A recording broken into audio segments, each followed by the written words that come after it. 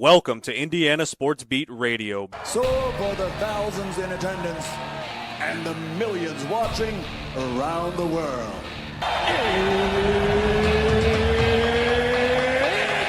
Time! Three on the way.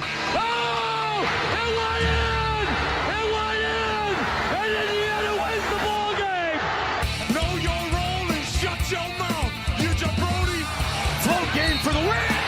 Ayler's gone. Goodbye. Touchdown, Indy. Woo!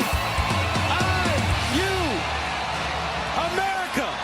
They got a football team now. It's pretty simple. I win. Google me. You know that I'm the cream of the crop. Oh, now, here's Jim Coyle. Are you today? Welcome aboard on this Wednesday. Man, being a poet and don't know it. Welcome aboard. Glad to have you, Jim Coyle. Another edition of Indiana Sports Beat Radio coming at you. Happy to be here. A rainy day out there today. Okay, not too bad. As long as it doesn't get too cold out there. Man, last night over at Simon Scott's Assembly Hall, one thing it was not was cold, as Lamar Wilkerson just was in fuego. My goodness, he shot the lights out. That was a performance the likes that Simon Scott Assembly Hall has not seen in never.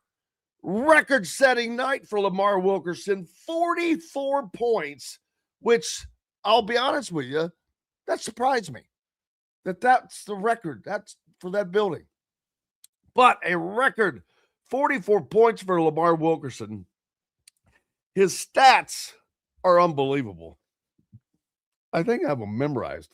I don't even have it pulled up at a second. But I do know that on three-point shooting, he was 10 of 15 for 66%. I think he shot 70% from the field overall. Just a crazy night. From a shooting standpoint, one game after Indiana couldn't hit water from a boat, a John boat. 16 of 22 overall from the field. This is Lamar Wilkerson, by the way.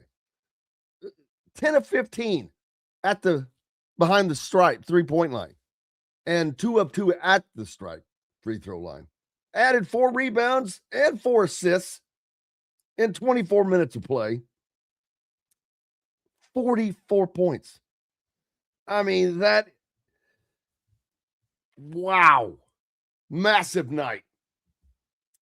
What a shoot. And an Indiana team record 10 made three-point shots. So, and now I was just wondering this before the show started. I wonder if that record makes it through the season. And I wonder if it makes it through held by the same person. I can see a little friendly rivalry between Lamar and Tucker DeVries. I could see Tucker DeVries getting that hot, although, buddy, there was no way Lamar was going to slow down pulling the trigger last night, and no reason to. When you're on a heater, and he was on a heater, man. Indiana as a team shot 69% on the night, 42 of 61. They shot 55% from behind the three-point line as a team. Now, if you take away the 10 three-point shots that Lamar Wilkerson hit, and you take the rest of his team and Penn State, and you combine them, they got him by 2 3-point shots, 12-10. Free throw percentage, Indiana back to doing well there. Only got 15 attempts, but they were 12 of 15, 80%. That's what you want to see. 10 turnovers. On a night where they scored 113 points and you only have 10 turnovers, very, very good. Very good. Something else that Indiana, again, they continue to do, man. They turn you over and they make hay off of those turnovers. Points off of turnovers last night for the Hoosiers. 26 off of 14 turnovers. Man, they do as good a job there as anybody. Rebounding. They out-rebounded Penn State. So lots of things are going to come up roses there. Is that something that this team can take to Lexington with them now? If nothing else, I promise you, that opened up Mark Pope's eyes. Like, hey, somebody's going to have to guard this number 3 character. He can shoot. With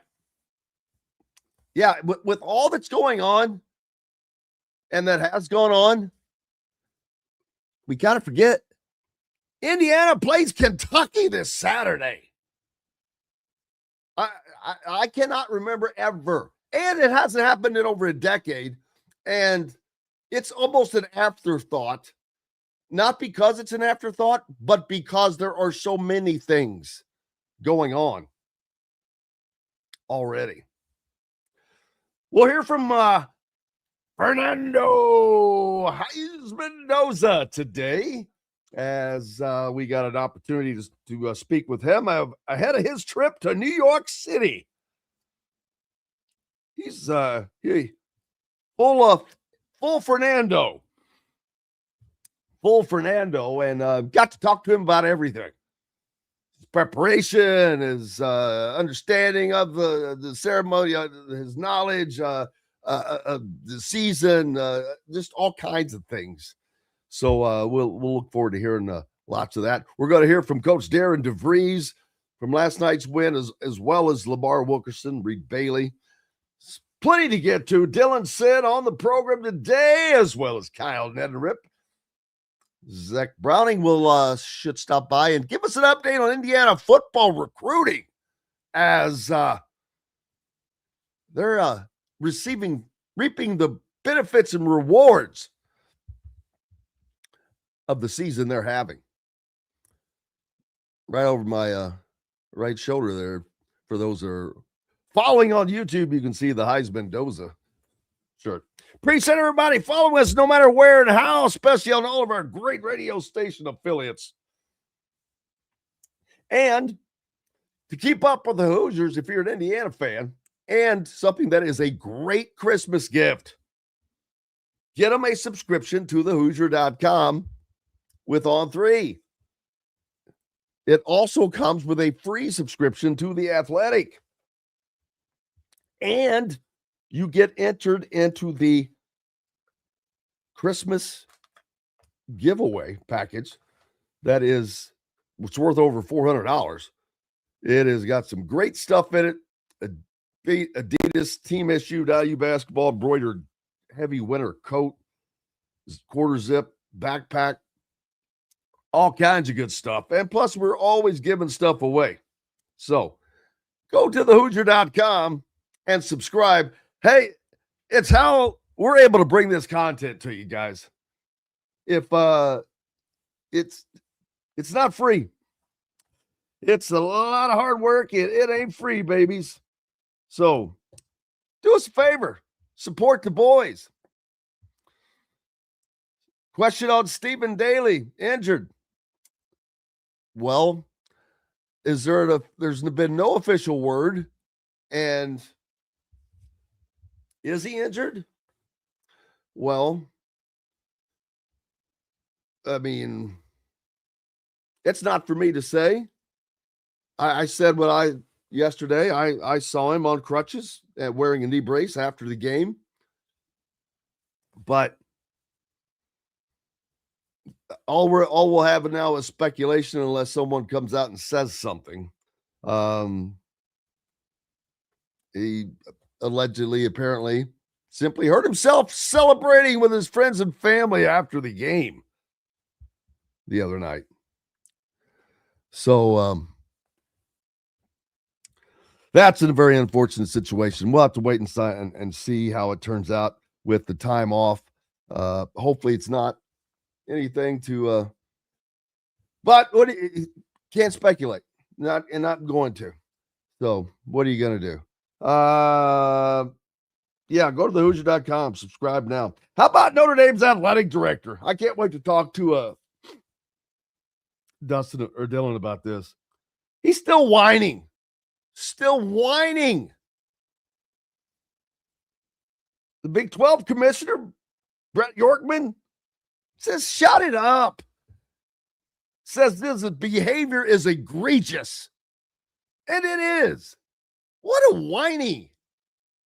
Wow, you want some cheese with that wine? Good God. I don't understand. It's not like there's an argument. I don't understand what their argument is. What they think their argument is. Who in the hell did you even beat? The best win that Notre Dame has is over a better than average USC team.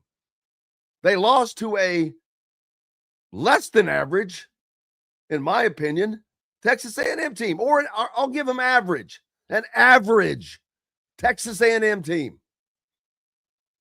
I don't know what you want. You lost to Miami. I don't know what you want, Notre Dame. Oh, yes, I do. You think you're the SEC. You have your own TV network. You call your own shots. Well, how's that working out for you this year? How'd that work out for the SEC last year? You just don't get what you want all the time, people. It's crazy. Craziness. We'll take a break. When we come back, Dylan Sinn should be joining us. Looking forward to it. Glad to have you along on this Wednesday. Lots more coming up. We'll also hear from Fernando when we come back as well. Enjoying your day. We made it to the halfway point. It's all downhill from here, babies. Back with more right after these messages. Andy Moore Honda is Bloomington's #1 Honda dealer for a reason. Buy a new Honda and get a 3-month break from car payments. That's right, no payments for 90 days. That includes the all-new, all-electric Honda Prologue, and you get it for just 0.9% financing. Or the 2024 Honda Ridgeline Black Edition or the Honda Accord LX, both. Andy Moore Honda is Bloomington's #1 Honda dealer for a reason. Buy a new Honda and get a 3-month break from car payments. That's right, no payments for 90 days. That includes the all-new, all-electric Honda Prologue, and you get it for just 0.9% financing. Or the 2024 Honda Ridgeline Black Edition or the Honda Accord LX, both for just 1.9% financing. Get more to your door from AndyMooreHonda.com, Bloomington's #1 Honda dealer and your best place for new and used vehicles. If you're looking for a new home in the Indianapolis area, you need Cheryl Sizemore from Brick and Ivy Realty. Cheryl Sizemore has over 2 decades of experience, and that could be the difference in getting the home you want in today's tough housing market. Reach out to Cheryl at CherylSizemore@gmail.com or 317-701-0838. That's 317-701-0838. Let Cheryl Sizemore sell or find your new home today. Huddle up, football fans. Tailgate season is here, and nobody gets you ready for game day like Academy Sports and Outdoors. Swing by your local Academy store or shop online at academy.com to find everything you need, from grills to jerseys and more. Be a watch party legend with gear from top brands like Nike and Under Armour, all at unbeatable prices every day. With 8 Academy stores across Indiana, including our Bloomington location, fun can't lose, and neither can you. Gear up today at Academy Sports and Outdoors. Zach Browning here to tell you about an offer you simply can't pass up. If you're looking for the best coverage of Indiana football and basketball, which includes recruiting, weekly chats, podcasts, as well as access to the best national team out there, then look no further than thehoosier.com. The best part, it's just $1 for the first week. Oh, and did I mention that you get a full year of access to The Athletic when you sign up? You can't beat the coverage, and you can't beat the deal. So head over to thehoosier.com today and sign up for just $1. It'll be the best decision you ever made. Welcome back, Indiana Sports Beat Radio on this Wednesday. Glad to have you, Jim Coyle from Indiana Sports Beat Radio, and joined by Dylan Sinn from the Fort Wayne Journal-Gazette. How are you, sir? How was the trip back to Fort Wayne from Bloomington, bro? That's a hard run. Oh yeah, no, I mean it's always a long trip back after one of those 8:30 or 9 o'clock starts, but we did okay, and it was fun to be there last night for a terrific game. Yeah, it was, and I was sending out a tweet during the game, and I'm like, it was pretty late, and I'm like, Lamar Wilkerson having a night the likes that Simon Scott has not seen since never. Because it's never, and I couldn't believe that that's the record for Simon Scott Assembly Hall, 44 points. Yeah, I mean, I remember when Trace had the record a couple of years ago. Like the previous record was Trace scoring 43 against. I thought it was 42, but yeah. Yeah, it was against Marshall in 2021. It was his freshman year, I believe, and I remember that game happening, and that was. He went off that day. It was a totally different game. Obviously, he didn't hit a single 3-pointer in that game, but he dominated it a totally different way. And Lamar comes in and just, I mean, you could tell from Lamar it was going to be a good night when he hit that first three. It was the second offensive possession. They ran a little screen for him, and he kind of did like an L cut and was wide open, and he hit it. You could just kind of tell, okay. It might be his night because he looked really, really smooth knocking that shot down in a way he hadn't in a couple of games, and it just kind of spiraled from there. Well, it's just amazing from a percentage. It's one of those nights. But we've heard Darren DeVries, and I wish I had one of the clips pulled up where he said, hey, he's going to have nights where he goes 4 for 17, but we know, I think this was in Puerto Rico. But we know that there's a night where he's going to go 17 for 20. So he goes, it's going to come. Well, that was last night. 10 of 15 behind the three-point line. That's 66%, people. That's not far off from what Indiana was shooting from the free throw line a couple of years ago. And that's not a joke. But and not just that, 16 to 22 overall. What is that, like 70%? I forget. Indiana shoots 69% as a team. Yeah, 55% from 3-point. It wasn't just Lamar. It was everybody except for Tucker DeVries was 2 of 6, but Dayton Connerway 2 of 2 back there. Nick Dorn 2 of 4. Trent Sisley missed all 3 of his attempts, but Ristic knocked his 3-point attempt down. Good to see him get in there. He got a few minutes, but knocked his only a 3-point attempt down. That's what this team can be dangerous if they can get their parts back, number one. Because you're really going to have to be firing on all cylinders to be able to beat a high-level team, unless you're having somebody who's having a night like that. Like what Lamar had, and you cannot count on that. But this is certainly good timing, Dylan, as they head to Lexington this Saturday. Will that carry? And I've got to be honest, I would get a little excited if Indiana beat Kentucky at Rupp Arena. I stay neutral 100% of the time. This is the one time I'm gonna open the crack, and there would just be nothing greater, because I think Rupp Arena might implode if Indiana were able to go down there and in the first game back in this series in over a decade beat Kentucky, because they're not playing well right now, and fans are not happy right now. Lots of pressure on Mark Pope. Yeah, I mean it's pretty bad down there right now. If Indiana wins that game, Kentucky would be 5-5, and it's not like their metrics are overwhelming, where it's like, oh, they've lost a bunch of games to good teams by a couple of points. No, they're not playing well.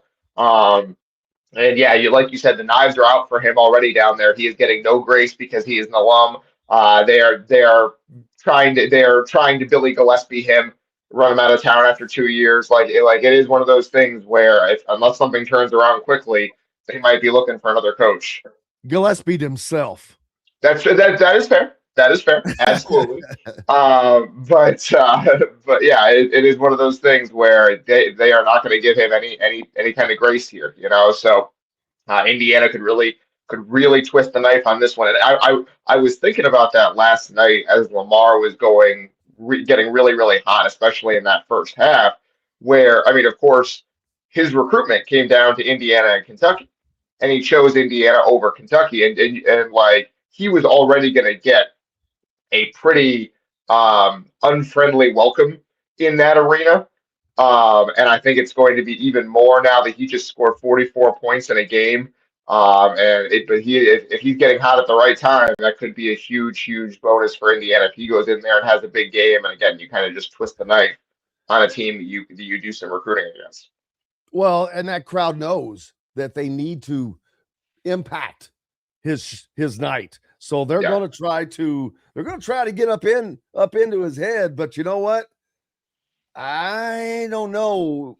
He talked about, he had kind of been in his head a little bit leading into this game. And I'm like, oh boy, you have a game like that, it kind of clears things out a little bit. And it's like, it creates this zone where you get in this tunnel vision. It's like, it don't matter, baby. That could be very good news for Indiana.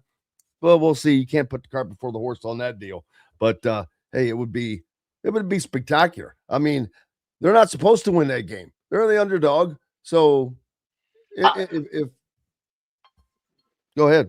I do wonder how big of an underdog they're going to be, because their metrics are really good. They're one of those teams that they are better than their record based on the metrics. Because they've won a bunch of games by really high scores. And so I do wonder what the line in that game is going to be. I'm not sure if I've seen it. I haven't seen it come out yet, but I would guess it's not going to be that big of a difference in terms of being the underdog. I expect the line to be pretty small, and so we'll see. I don't think that you're like you said, they will not be the favorite going into that game, but they will have more than a puncher's chance.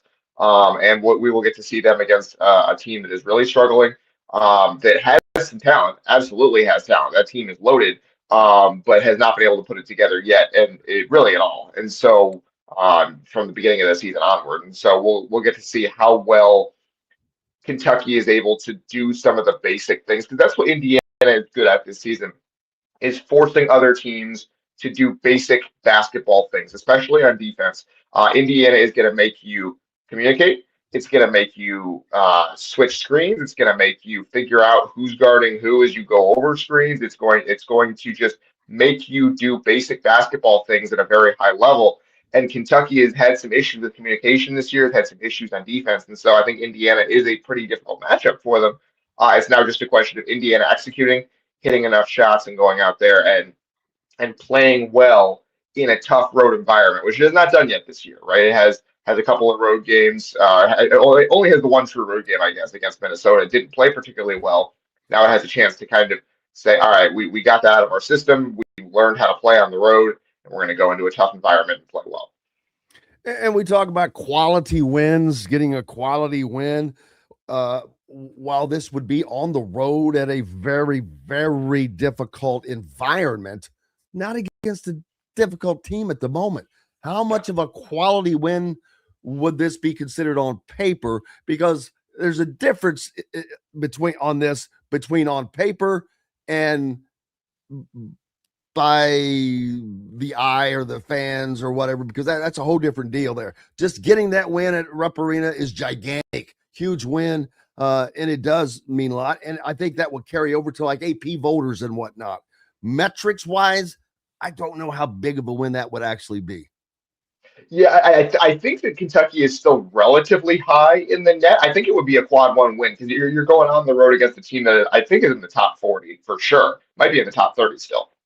So I do think that right now. Right now. And it will be. That's what I'm saying. Like, I don't think Kentucky is going to fall so far that it's going to not be a quad one win. This is going to be, if you go on the road, this is going to be a win that you can point to in March and say, hey, we went and did that. It doesn't matter if Kentucky ends up going 19-12, still going in there on the road against a team that is going to be in the top 50 in the net is going to be impressive. It's going to be quad one almost certainly.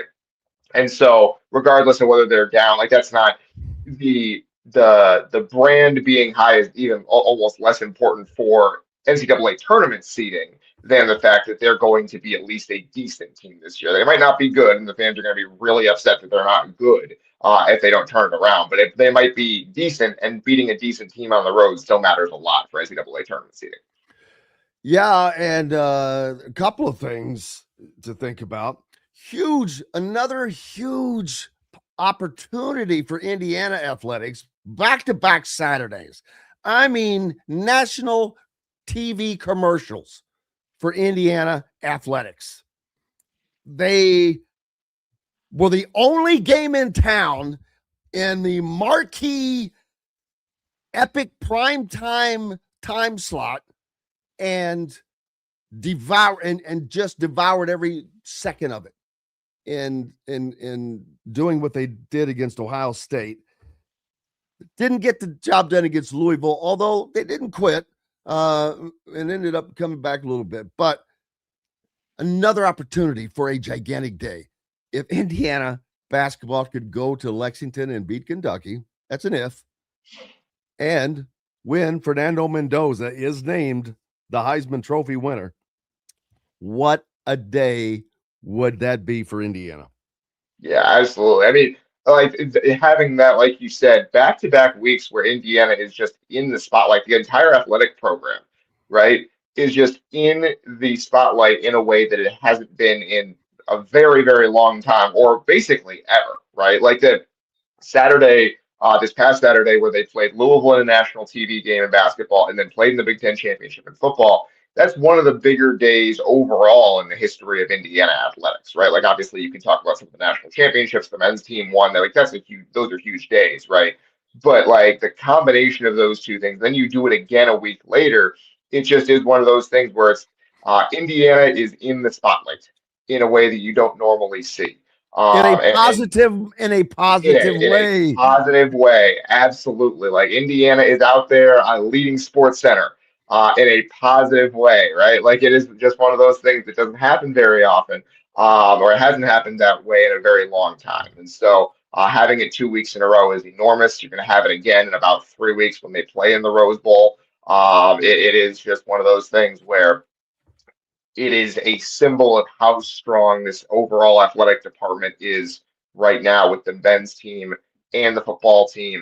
And we haven't even talked about the women's team, which is not bad again this year. So it really is one of those things where Indiana has a lot to feel good about right now. And they can keep going with that here over the next month and beyond if the basketball team keeps winning.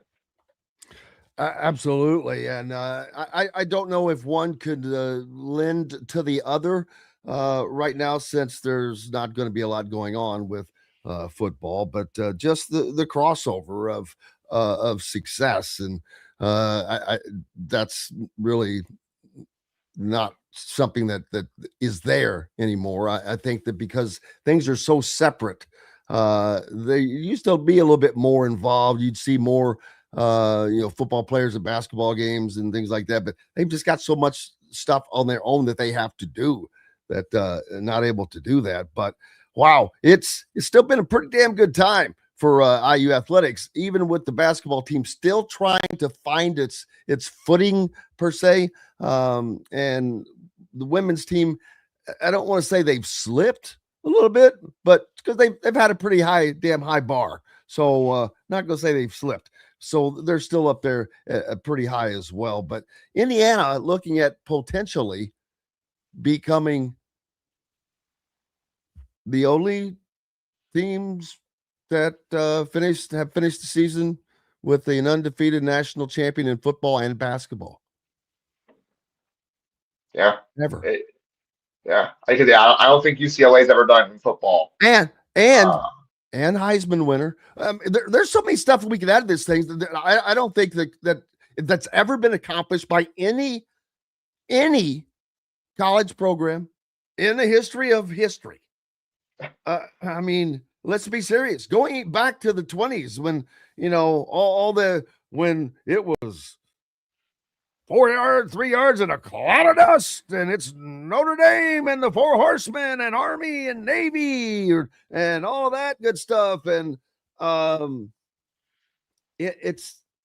we're National Coach of the Year, Big Ten Coach of the Year, Big Ten Quarterback of the Year, Big Ten Offensive Player of the Year, Heisman Trophy winner, number 1 seed, number 1 in AP, all of this stuff. There's no way a program has ever accomplished all of that at the same time, much less Indiana. Yeah, it is great. I did look it up. As far as I can tell, no one has ever won a major National Coach of the Year award in back-to-back seasons. I don't know if it's ever happened. Like I was looking to find any other time that it's happened, but what I think Kirsten is going to win at least 1 or 2 major national coaching awards this year. He should. How does he not win several again? He won 6 last year, I think. What he eclipsed. He's already eclipsed what he did last year, and it's with a team. It's starting to die down, but it was really aggravating to see people because it shows that they don't know what they're talking about. It's not NIL that Indiana has built this on. If people think that are just not informed, they're not one of the NIL kings of football, people. They are. Go ahead. This is not Texas Tech, right? Texas Tech very, very simply went out and said, we are going to outbid a bunch of bigger programs for really, really good players, and we're going to do it in basically 1 offseason, right? They went out and got an entire, one of the best defensive lines in college football, maybe the best. $29 million payroll, in essence. Right, and that's which is fine. It's within the rules, right? And they went out there, and that's on top of their $20.5 million shares percentage that they can get. Yeah, I'm not saying it's an issue. I'm just saying Indiana is not one of those teams. Right, now, the transfer portal is where they have built their bones, but then again, the transfer portal with players that were 0 stars, no stars, 1 star, 2 star, mid-level players, the right players. They were just the right players. And that's all it's been. It has just been a magical formula for whatever reason, a coach that has somehow flown under the radar for his entire career and now gone to the depths of hell of college football and risen like Lazarus. Yeah, it is one of those things. Like, you just can't, even the most optimistic person when Cignetti took over could not have imagined anything like this, right? I don't think Kurt Cignetti came in and he said a lot of things. He went out there at the basketball game and said Purdue sucks and Michigan and Ohio State suck too. I don't even think in his mind, maybe he would tell me I'm wrong. I don't think Kurt Cignetti thought this was possible in 2 years. Maybe he thought he could do it in 5 or 6 or 7, and you could get them a year eventually. I don't think he thought this was possible in 2 years. Maybe he never even considered it, and he was focused on the process one day at a time. I don't know if he thought this was possible because it's never happened before, and the transfer portal is what allowed it to happen. Like not only had it never happened before, it was not even. If somebody even thought about it happening, you got slapped. Right. For even thinking about something so crazy and asinine as that, because this is how it was. Indiana is just not they're a basketball school. You guys you're a good basketball school. Congratulations. And that's just how it was. And that's how it was with Indiana. Indiana accepted itself as a basketball school. That was, and I'll tell you, I've said this before, and we've got to take a break, but Indiana football used to be competitive in the Big Ten. They won 2 Big Ten championships within 20 years back, in 45, undefeated. I know it sounds like a decade, forever ago it was, but, and then 67, another one, Rose Bowl. But then there was 2 things happened. there was a racial issue with the football program, and you combine that with the arrival of one Bob Knight and a basketball program that had been floundering for a little bit, just immediately did something very similar to what we're seeing right now. Bob Knight takes Indiana to the Final Four in his second season at IU back in 73, I think. 72, yeah. Or it was a 73 year, 73 season, yeah. That's right. So Okay, yeah. they go to the Final Four, and then they're freaking undefeated and winning national championships. Oh, sounds kind of familiar. So, hey, let's take a break. We'll pick this up on the other side, but we'll also hear from Fernando Mendoza. I want to get him in here. Asked him about his preparation to going into Saturday night because it's a big deal. I wanted to ask about the Heisman House, but I didn't get a chance to ask about everything. And I asked him about the rumor of him changing his name to Heisman Doza. Back with more. Indiana Sports Beat Radio. Dylan Sinn with me right now after these messages. Know a team or group needing a fundraiser? Boost Fundraising raises more money faster and offers the most unique and user-friendly online fundraiser in the nation. Your team receives personalized fundraising pages for each team member. Free team-branded promo gifts shipped to each donor. Boost Fundraising does it all. Sports teams, marching bands, charity causes, and community groups. Go to boostfundraising.com and be sure to enter the promo code COYLE, that's COYLE, to receive a discounted fundraiser. Whether it's a night out with the family, after work with colleagues, or catching the game with friends, Bubba's 33 is the place for you. Bubba's 33 offers a mouthwatering menu of selections that are all made from scratch every day. The portions are big, but the prices are small. And with over 50 big screen TVs, you'll never miss the big game. Bubba's 33, pizza, burgers, beer. Zach Browning here to tell you about an offer you simply can't pass up. If you're looking for the best coverage of Indiana football and basketball, which includes recruiting, weekly chats, podcasts, as well as access to the best national team out there, then look no further than thehoosier.com. The best part, it's just $1 for the first week. Oh, and did I mention that you get a full year of access to The Athletic when you sign up? You can't beat the coverage and you can't beat the deal. So head over to thehoosier.com today and sign up for just $1. It'll be the best decision you ever made. Huddle up, football fans. Tailgate season is here, and nobody gets you ready for game day like Academy Sports and Outdoors. Swing by your local Academy store or shop online at academy.com to find everything you need, from grills to jerseys and more. Be a watch party legend with gear from top brands like Nike and Under Armour, all at unbeatable prices every day. With 8 Academy stores across Indiana, including our Bloomington location, fun can't lose, and neither can you. Gear up today at Academy Sports and Outdoors. Welcome back, Indiana Sports Beat Radio on this Wednesday. You've made it to the halfway point. It's all downhill from here, baby. Dylan Sinn from the Fort Wayne Journal-Gazette with me. We had the opportunity to talk to Fernando Mendoza yesterday about his impending trip to New York for the Heisman Trophy presentation, for being a Heisman finalist. And we got to ask him about the season, the Big Ten championship, all kinds of things. And as always, Fernando was, Fernando, Dylan. And I had the opportunity to ask him, and I'll have to get what your question was afterwards and see if I can find it. But I asked him two things. One, I was a little cheeky, but I said, hey, this is the big deal. What preparation have you done?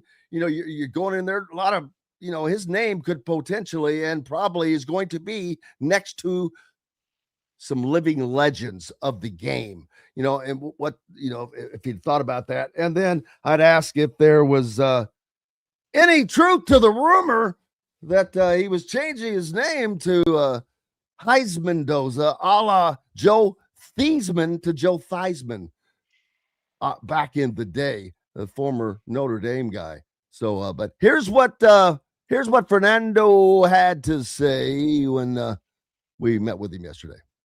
Second row left to Jim and then Daniel.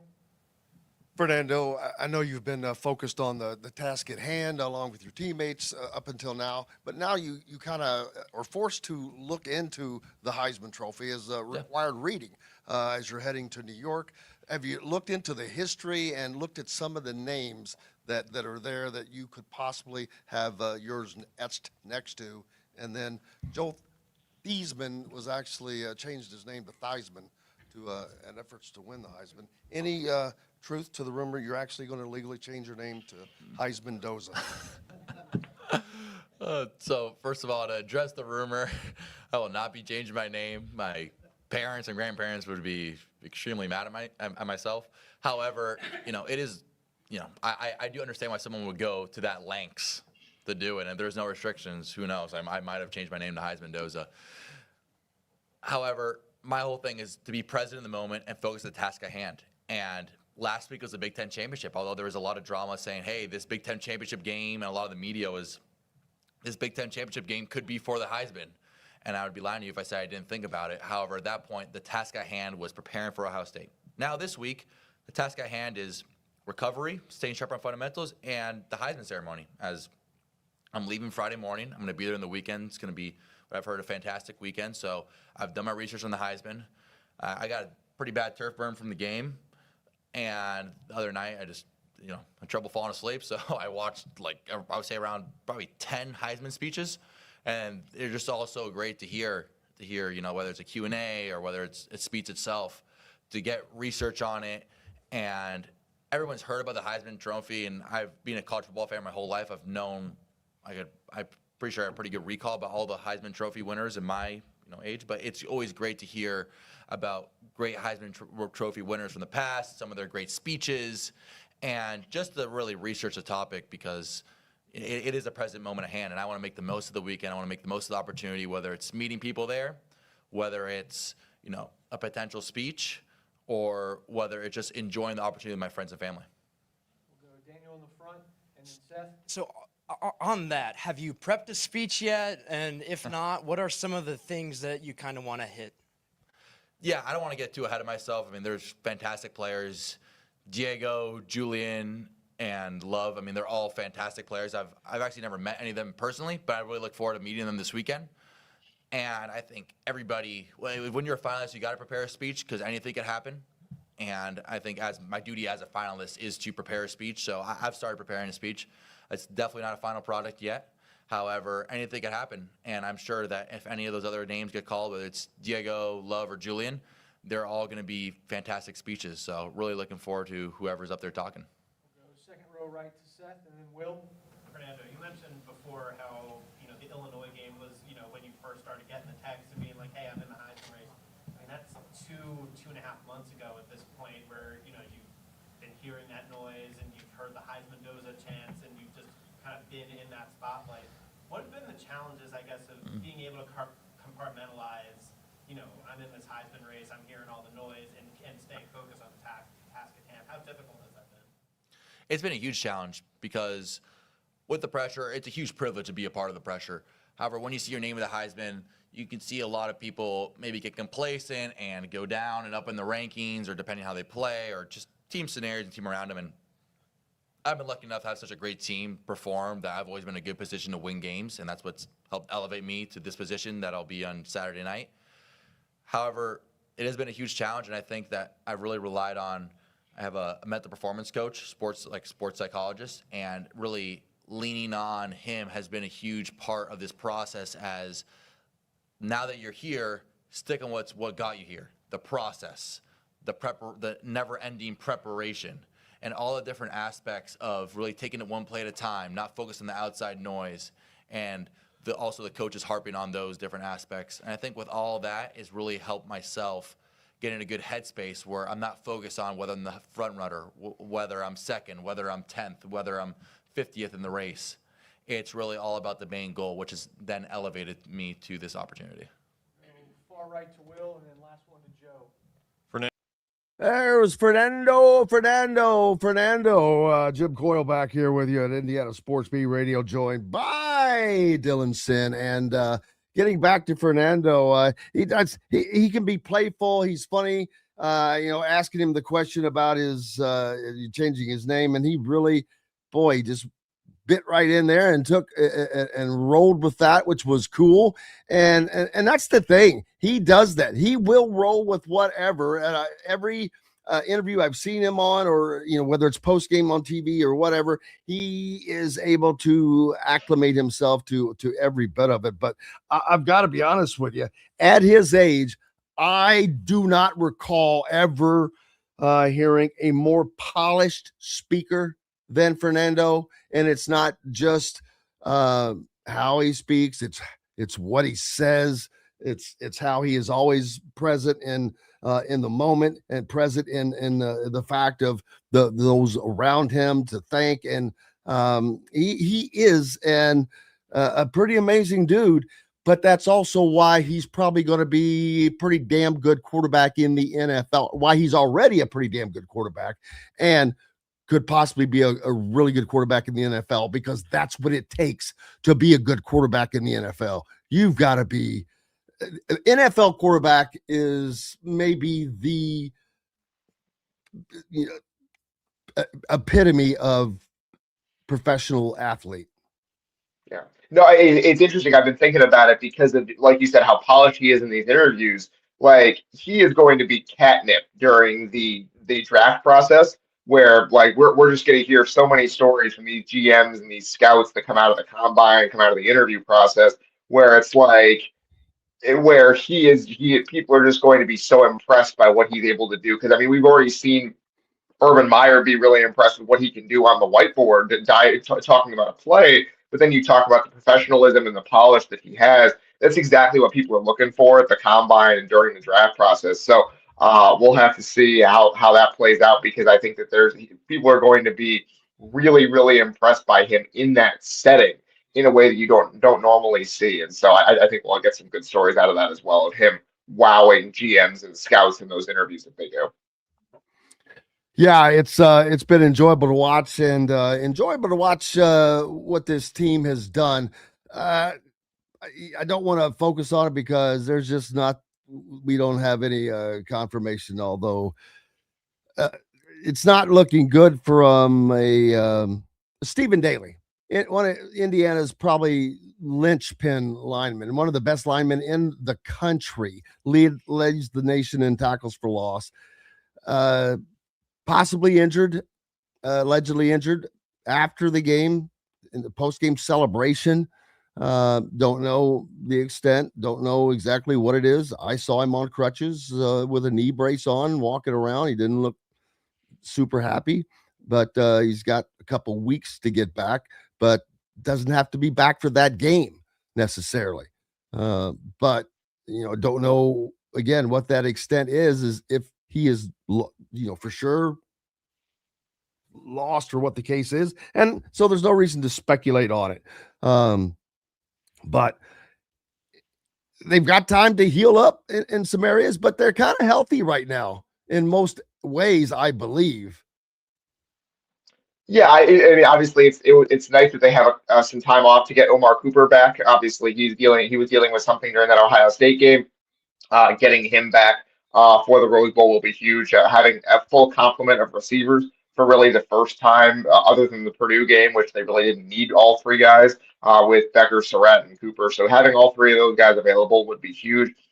With Daly especially, it's tough for the defensive line because, I mean, you've already lost Kellen Wyatt, who was really, really good for them in the early part of the season, was one of the stars of that line against Oregon, especially in a high-level game on the road. Wyatt goes down. Stephen Daly, who hadn't even started in the first half of the season, comes in and really fills that role extremely, extremely well. And then now, if he is injured, again, like you said, we don't know the extent of the injury. We don't know if he actually is injured. It kind of seems like he is, but we don't want to speculate, like you said. So, but having both of those guys be either injured or out would be tough, because those guys are two of the best in the business of what they do. And you would just really, really need someone else to step up. Daniel Ndukwe would probably be next up if Daly can't go for whatever reason. But and Ndukwe would be obviously helped by the fact that Mikhail Kamara is on the other edge. But that would be a significant loss and something you have to scheme around. And obviously we don't want to, like you said, speculate too much going into that game. Other than that, Indiana is pretty healthy. It'll be nice to get Drew Evans another couple of weeks to really heal up as he continues to work his way back.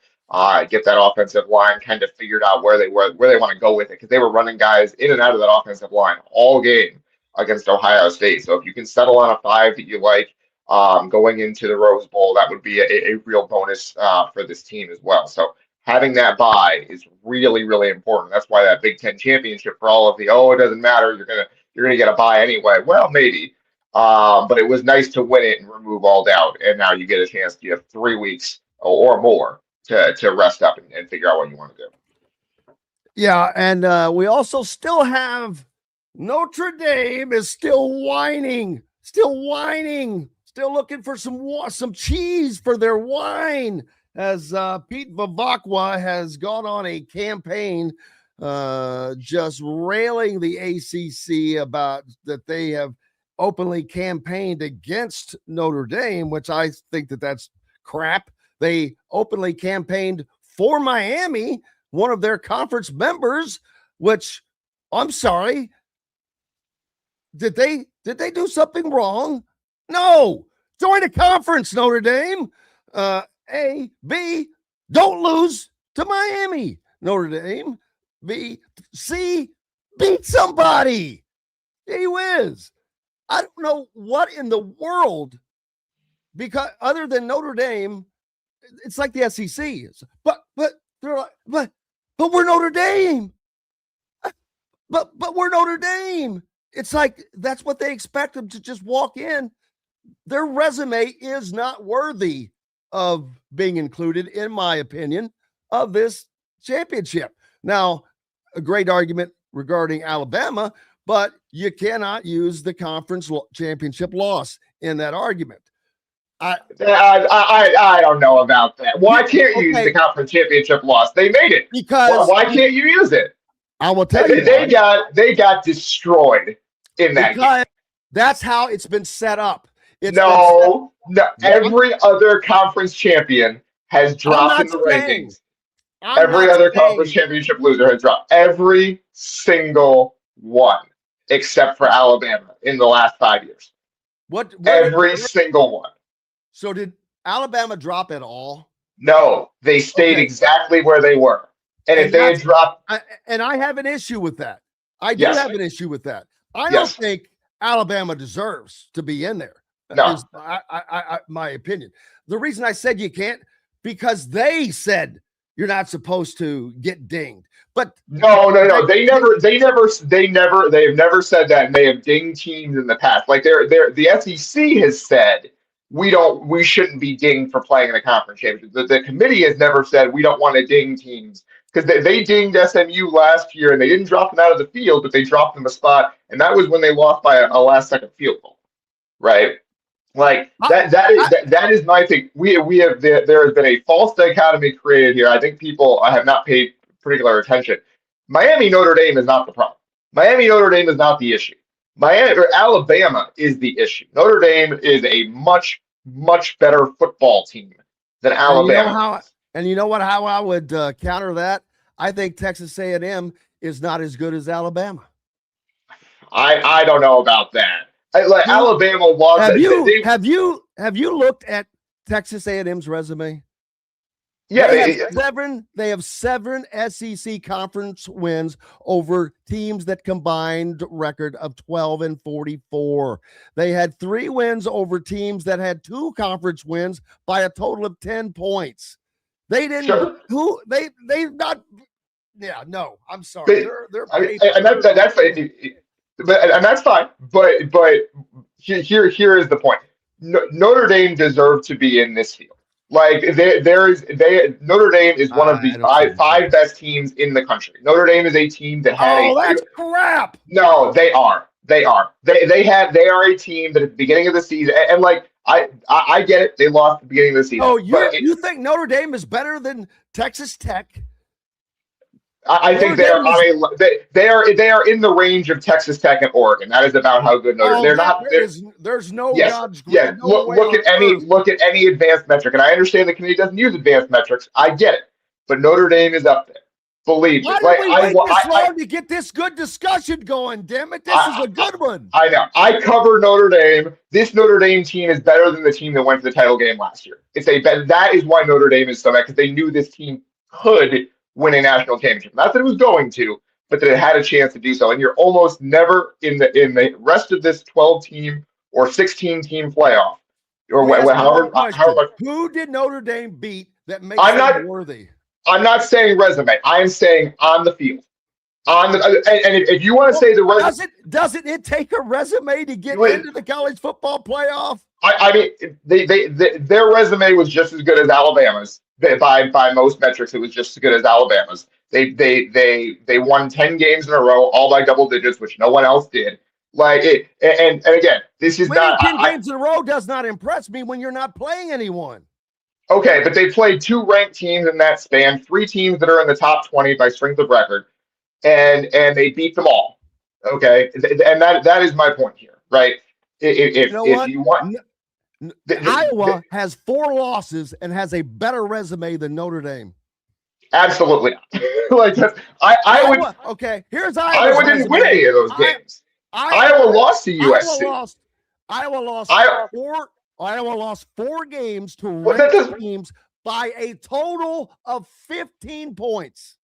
Notre Dame lost 2 games to ranked teams by a total of 4 points, and they beat USC, who Iowa lost to. What are we talking about here? Just neither. Notre Dame is no better than Iowa's. No, they're not. That's wrong. It's just wrong. That's incorrect. And look, I covered. Get to a conference. I watched the games. I watched the games. They were a team that at the beginning of the season had a fatal flaw. They were terrible in pass defense for the first 3 games of the season. It was awful. They were terrible, and they fixed it. And by the end of the season, they weren't just, okay, we fixed our flaw. They were fantastic at it.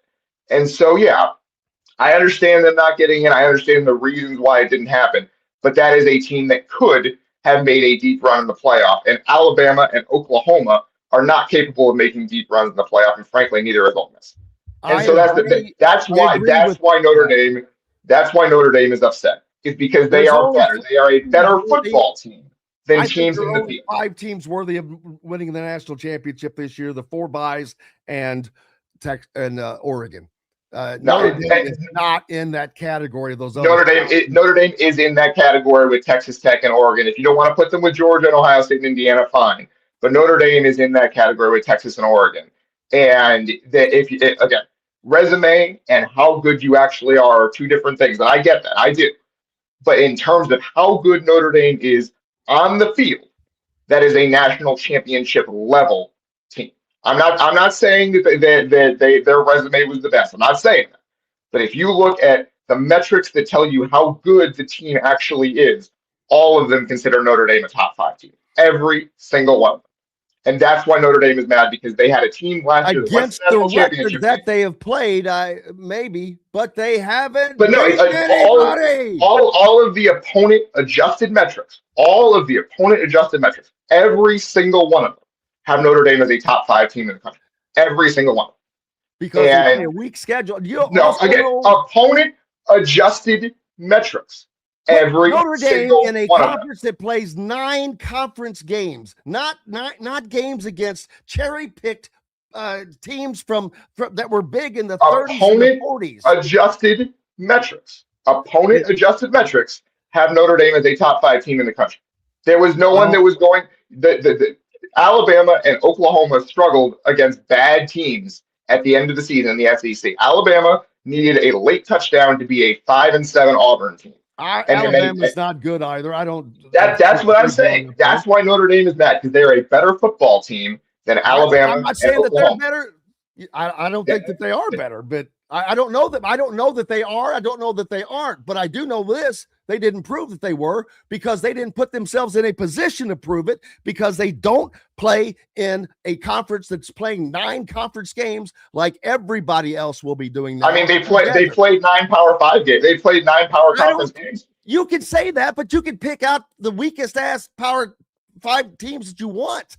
They did not play anybody that was what I would call a truly tough team. Who was the toughest team they played? Miami? They lost. Who's the next toughest team? I mean, they played. I think that they're barely better than average, and they lost at home. Then their best win over a barely better than average USC team. That's it. Get into a conference, play 9 conference games where you can't pick and choose what you do, and then you can have an argument. But until then, they're going to just take their ball and go home when they don't get their way. Here's what I'll say. Their resume is the exact same as Indiana's last year. And I stood on the table and said Indiana should get in, because when you dominate teams that aren't very good, which is exactly what Indiana did last year, but we're not talking about they did. The difference is the SEC teams this year are 10-2, whereas last year they were 9-3. If there had been all those SEC teams that went 10-2 last year, IU's probably on the outside looking in, and they're probably mad about it, and they would have deserved to be, because they killed everybody, even though they didn't play anyone who was any good. Which is fine. Beating teams by a huge margin, no matter how good they are, is a skill. Indiana was fantastic at it last year, and they deserve to be in the playoff. And Notre Dame was the same way this year. And the difference is those SEC teams from last year that were 9-3 that didn't really have a case. This year, a bunch of them were 10-2, and that's just how it goes. But they had the same resume as Indiana did last year. Everyone, all the Indiana people, including me, stood on the table and said, damn it, this is a really good Indiana team. And Notre Dame had the same general. They were. And this season has shown that. But, I not really. Like, you can't say from one season to the next. But if Indiana had gone 6-6 last year, that doesn't mean that they weren't very good last year. But it's one of those things where beating teams by a huge margin is a skill, regardless of how good those teams are. If they are like middle to lower tier power conference teams, beating them by 50 points is a big deal. That means you are good, full stop. And yeah, I understand that the committee uses quality wins and uses top 25 wins and uses those metrics, and that's why Alabama and Oklahoma are in. Let's be honest, the committee uses whatever they need to use when they want to use at their convenience, because it's and that's Notre Dame's point, is that but it's their point when it's not convenient for them, but when it is convenient for them, and it's not just them, it's everybody. If it had been Miami, we'd be having this argument with Miami. Okay, let's say they had let Notre Dame in and Miami out. What the hell do you think that argument was going to be when Miami? Sure. My point has been all along is that Miami and Notre Dame is a false dichotomy. Miami and Notre Dame both deserve to be in, because both of those teams are better than Alabama and Oklahoma by any conceivable metric other than, they beat a bunch of SEC teams. Like, that has been my argument for 5 weeks now. And no one has ever been able, no Alabama or Oklahoma fan has been able to explain to me, we're better because of this, and this. No. The Alabama and Oklahoma are not good football teams compared to Notre Dame and Miami, but the committee set it up to be Notre Dame versus Miami at the end. And that to me was a mistake by the committee from the beginning, and the process was terrible.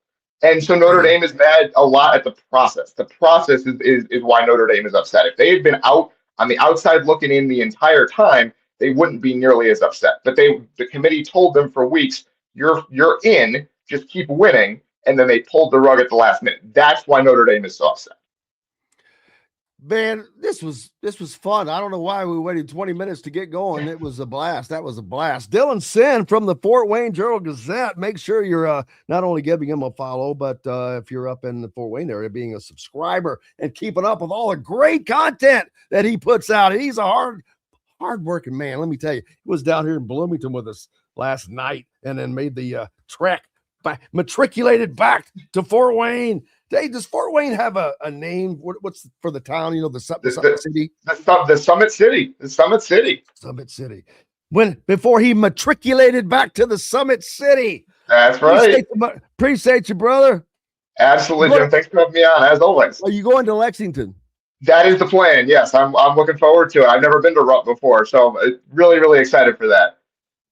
Appreciate you, brother. All right, Jim. Have a great day. We've got lots more coming up. Indiana Sports Beat Radio rolls on after these messages. If you're looking for a new home in the Indianapolis area, you need Cheryl Sizemore from Brick and Ivy Realty. Cheryl Sizemore has over 2 decades of experience, and that could be the difference in getting the home you want in today's tough housing market. Reach out to Cheryl at CherylSizemore@gmail.com or 317-701-0838. That's 317-701-0838. Let Cheryl Sizemore sell or find your new home today. When it comes to apparel and promotions, Freethink has you covered, literally, whether it's 24 or 200 shirts for sports leagues, businesses, or groups. Freethink Apparel and Promotions can also create your very own merchandising store. Freethink Apparel and Promotions did it for Indiana Sports Beat Radio, and they can do it for you. Whether it's screen printing, embroidery, digital printing, promotional products, vehicle wraps, or anything else under the promotional line. See what Freethink Apparel and Promotions can do for you at freethinkapparel.com. Huddle up, football fans. Tailgate season is here, and nobody gets you ready for game day like Academy Sports and Outdoors. Swing by your local Academy store or shop online at academy.com to find everything you need, from grills to jerseys and more. Be a watch party legend with gear from top brands like Nike and Under Armour, all at unbeatable prices every day. With 8 Academy stores across Indiana, including our Bloomington location, fun can't lose, and neither can you. Gear up today at Academy Sports and Outdoors. Whether it's a night out with the family, after work with colleagues, or catching the game with friends, Bubba's 33 is the place for you.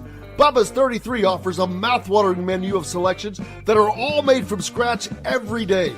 The portions are big, but the prices are small. And with over 50 big screen TVs, you'll never miss the big game. Bubba's 33, pizza, burgers, beer. Welcome back, Indiana Sports Beat Radio, coming to you on this Wednesday. We've made it to the halfway point. I hope you're doing well. Jim Coyle with you as always, joined now by Kyle Neddenriep from the Indy Star, the high school beat writer for the Star, and finally made it through the high school football season for the most part. Some recruiting things still happening, of course. Don't want to jump past, the Big Ten championship just this past Saturday in Indianapolis, Kyle, with Indiana for the first time in that, an Indiana team for the first time, which was huge for the state. It's huge for the state in football, but I guarantee you there was a hell of a lot more Indiana high school coaches and players there this time around than normal. Yeah, and how about my man Dylan Sinn just spitting facts in your previous segment? Whatever. You got to clip that, and that should be clipped and put everywhere. Don't worry. What are you, a Notre Dame fan? No. I do agree. I agree with this premise that Notre Dame is a top. Could have made a run, and I get your reasoning too as well, but Dylan brought it. I also have to argue the other side. Somebody's got to be the arguer.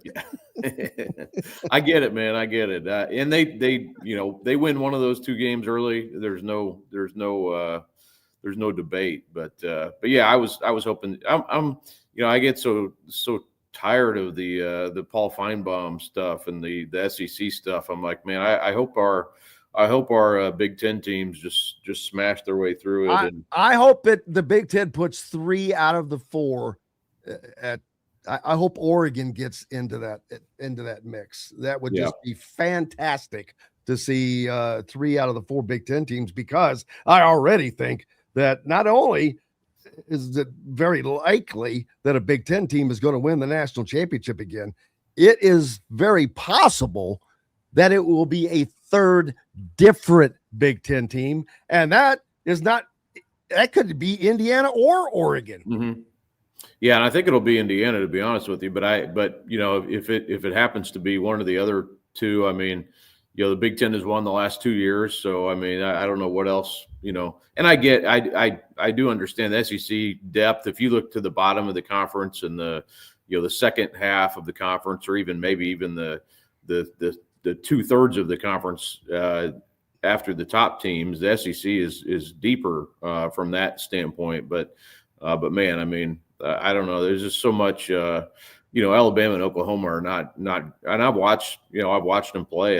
It's they're not great teams. And they may go out and they may make a run. I doubt it. But yeah, I was kind of Notre Dame. I put it in that same category as a Northern team. So I was kind of hoping they'd get in, but yeah, anyway, to your point, yeah, great day for Indiana football, obviously for, the state of Indiana and college football. And,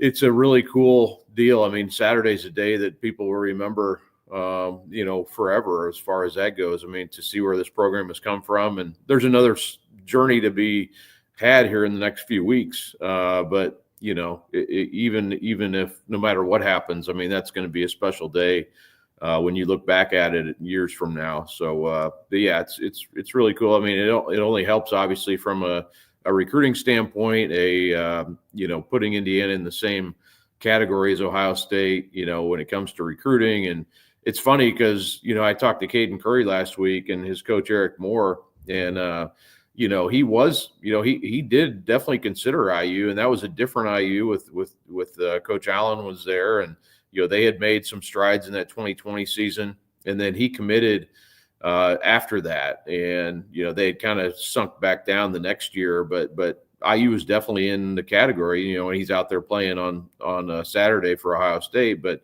a lot of IU ties obviously with him being from here and having considered IU at one point. So you do, I was in my mind kind of wondering, I wonder if time was different and, the timelines were different. He could have been playing on the other side of that game on Saturday. That would have helped IU if that was the case for sure. Cause he's a wreck. He's a game wrecker now. I mean, but ask Fernando about that. He's still trying to get his breath back from the first play of the game. Yeah. And he got knocked into next week by Caden Curry. I'm like, whoo, that was a scary moment for Indiana. Yeah, he said something about it. I forget how he put it, but yeah, he said he's hit by a Mack truck or something. So that definitely looked like it. I was so impressed that hit because there's so much energy packed in to that blow, and it seems like he's moving, but it's not like he's got a 40-yard sprint head start, but he's like he has that kind of burst within 3 or 4 yards to be able to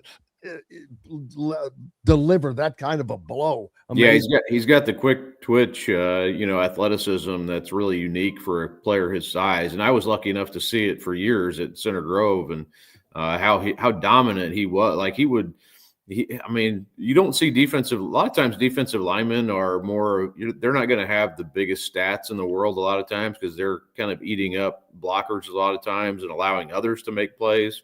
But Curry was and he had good teammates around him too at that time also, which made it even more. But their defensive line was insanely good. I mean, they were so good, and he was a major reason for that. And he was always making play. I mean, he was always in the backfield.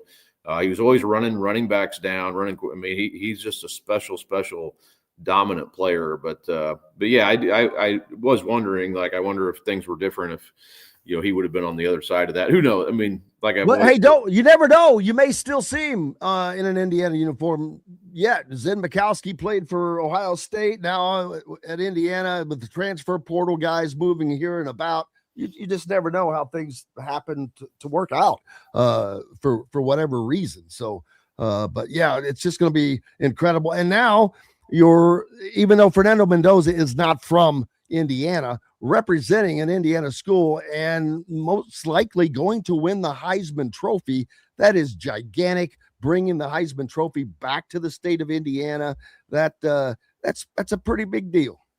Oh, definitely, it's huge. I mean, you're going to put that trophy in your where everybody can see it when recruits come in. When people come to the stadium. I mean, it's an incredible thing for IU to be able to. Promote that. Even to be a finalist is a great thing. I mean, that does wonders for your program also, but for him to win it would, I mean, that's something forever, that's something when you go to stadiums, those are things that are on display and people come through and you put you put that front and center. I mean, that's and hopefully in IU's case, maybe you put that next to the national championship trophy, so that's probably putting the going a little too far yet just now, but that would be something else if you could put those two things together. Yeah, Indiana is they have the opportunity to make history, and not just program history. I'm talking college football history. If they're able to complete the deal, they've got the Big Ten championship. They have the Big Ten coach of the year. They have the Big Ten offensive player of the year, the quarterback of the year. If they can now go and win a national or get the Heisman Trophy, probably going to have the national coach of the year. And if they could add a national championship to that, I don't know that all of that has ever been accomplished by one program in the same season ever in the history of college football.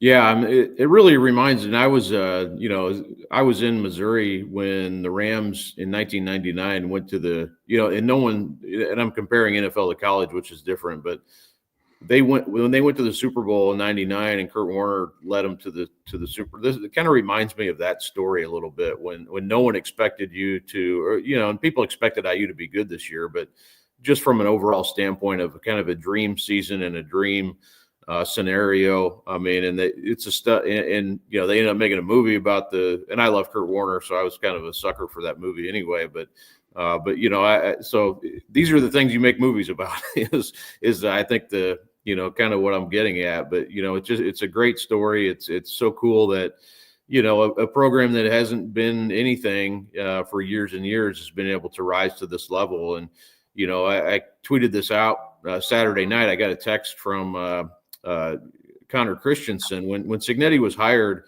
I called Connor because Connor played for him at Elon, and it's like, tell me about this guy, whatever that type. And who's Connor Christensen? He played quarterback at Fishers. I covered him in high school. Connor went on to play at Elon. Like I said, he got there. And I think he'd been there when Cignetti, I can't remember the timeline exactly, but he played for Cignetti, and he's like, this guy, and he was telling me, this guy's going to win. There's something about him that, and Cignetti actually tweeted that story out, shortly after he got hired. It was in December, I think, of 23. And, and Connor on Saturday night, he texted me the emoji with sunglasses, and I just thought that was funny because, he was right. I mean, he's like, this guy's going to, of course, everyone's skeptical when Cignetti gets there just because, we just didn't know, who thought this would happen. So, yeah. Who can ride under the radar for their entire career into their 60s and then go to the depths of hell of college football and in 10 minutes raise it up like Lazarus. Mm-hmm. That's not even an Angelo Pizzo movie. Yeah. I wanted to tell Connor too, like, there's no way you even expected that, but I just kind of, I just said, LOL, thanks for sending this. And it's just funny how right he turned out to be. But yeah, who would have thought, I think everybody thought this after the fact. And I'm not saying I didn't mean it that way, but why is it all these stories are coming up? But at the time, it was like biggest kept secret in all of football. Yeah. But I do give Connor credit. I mean, he did say it in the moment. He's like, he's going to win at IU, and it's turned out to be way more than we even thought was possible. But yeah, and you watch the games IU plays. This isn't a fluke thing. It isn't a schedule. I think last year people were like, it's a schedule thing. It's this and that. And at least the skeptics did. This year they are, in my opinion, the best team in college football. They are, top to bottom. Quarterback play, outstanding. You have to have a good quarterback, obviously, but the line play, the defense, they don't give up anything easy. They're always in the right place. They rise to the occasion when the game's on the line, always.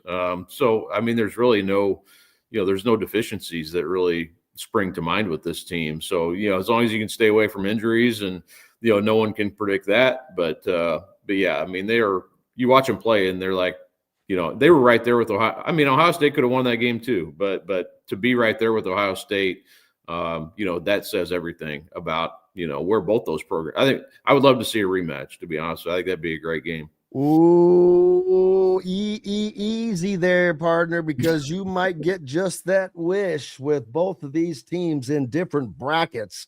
But Oregon is in the opposite position that they were last year. Last year, they were the number 1 seed, and Ohio State was sitting in the wings with that fifth number 5 ranking, and that's who they had to play right off the bat. It's going to be the case for Indiana, probably. Going to more than likely, well, that's first they get the winner of the Oklahoma-Alabama game, and if they were to go on, would probably be Oregon. But the possibility of Kalen DeBoer, the former Indiana OC, and going against Indiana, that would be something. And I love Kalen. He's a great dude, great coach. But man, they're not loving him right now down in Tuscaloosa. But they're not going to understand the fact that this ain't that era that Nick Saban was in, where he was one of the few that was paying players at the levels that they were paying them then. Because if people want to act like that they weren't, you can be naive all you wish, but that's the fact, and it's not going to be that way. That's why Vanderbilt is giving these teams all they want in the SEC. So Indiana giving all these teams they want in the Big Ten. It's a different time, man, and fans are so spoiled, and they're just going to have to adjust and understand life has changed. Yeah, and I agree with you on DeBoer. I think he's a great coach. I think he'll be, if it doesn't work out there at Alabama, I think he'll go somewhere and be really good wherever he's at next. It's just hard. He's in a tough spot, when you're following a legend, and, things can kind of, we see it here with IU basketball a lot, how quickly things can go sour in a place where you're just expecting greatness every year. And Alabama's in that position right now. And obviously they're in the playoff. They're not a terrible team by any means, but yeah, it's just hard. I mean, I think the toxicity can get you pretty quickly at a place like that. And I do think I really like him as a coach. I think he'll continue to do, if it doesn't work there, he'll go somewhere and be a really good coach somewhere else. And I think a lot of programs would be lucky to have him, but yeah, I don't know. I don't see it this year from them. I think IU is a much better team right now than Alabama is. So, but yeah, I mean, Oklahoma could beat them, and Oklahoma's a challenge as well. Yeah, and recruiting wise, there weren't any flips that I recall, big time flips here late in the this recruiting cycle, but Indiana had a very good class. They were able to flip some from outside, like a Penn State guy and whatnot. But from within the state, they got the guys that they were expecting to get, a pretty good class, not what they'll probably get as they go forward next year. As you know, when you continue to win like this, players are going to start knocking on your door instead of the opposite. And Indiana's going to start getting more of these Caden Curry type players before they go to Ohio State, Kyle. Yeah, we'll see. The 27 class is really good. Monson Sales from Lawrence North, 5-star receiver. You have Mason Oglesby from New Pal, who's a big time tight end. A guy you can split out, and he's kind of the future type of receiver, who can block and be very versatile, hard to cover for linebackers, that type of guy. So I think he would be, and he's visited IU a lot, so and you could go down the list. There's a lot of 27 guys that will be on IU's radar going forward. Yeah, the 26 class, they got everybody locked up. There was no major changes as far as in-state guys go there. So they did and Purdue got a good one too. Jet Goldsberry from how the hell did that happen? Well, he part of it's the Lane Kiffin situation, and I did talk to Jet about that, and he said there's some other factors also, I think, too, that came into play. He did like had a connection with the coach they hired there at Ole Miss, so I think there was, but his dad went to Purdue. There's a connection there. Purdue continued they continued to recruit him even through the, that's how football is. I mean, you just kind of keep contacts with players, and Purdue stayed in the mix. And, once the coaching change happened, they were there to get him. So that's a great, that's a really good last minute pickup for Purdue. And he's coming off an injury, but he's got plenty of time. I mean, it's December, so he's got a full year or not a full year, but he's got several months to get, rehabbed and everything. So, that's a really good get. He's a super athletic kid. He'll be a defensive player, most likely, I would think, for Purdue. It always helps when you get in-state guys. And I think that's going to be a guy that can help get other players there. And that's kind of what you need sometimes, kind of a Pied Piper effect. And, I think Purdue is definitely, IU's obviously doing what they're doing, and everybody loves them for good reason. But Purdue's staff has done a good job making ties in the state. Every coach I talk to about them is very positive. That's not always the case with Purdue, so I think that's good. It's a good relationship building thing that they've done there, which needs to be the case. They're going to be a developmental program that you're kind of starting over in some ways, and so I think there's some good vibes going there from an in-state standpoint. I'm looking forward to it, man. What's up next for you? I know you've got the high school basketball season going on. Yeah, I saw a lot of basketball Saturday at Brownsburg. They had the Sneakers for Santa event. Got a chance to see Jason Gardner play, and Pike's really good. That's a fun team to watch. There's another one Saturday at Southport, so I'll be over there for the tip-off classic. But yeah, I got Mr. Football finalists are out. That'll be decided here probably in the next week. As far as the vote is out now, so we don't know who the winner will be yet, but that'll be coming at some point in the next week. And then a lot of other football postseason stuff and covering some basketball as well. So still a little bit in the crossover, but about to put a bow on football here shortly. Munson Sales, Lodge North 5-star wide receiver, could become Indiana's first 5-star prospect ever. Who do you think, is there a leader? Is there top schools, 2, 3?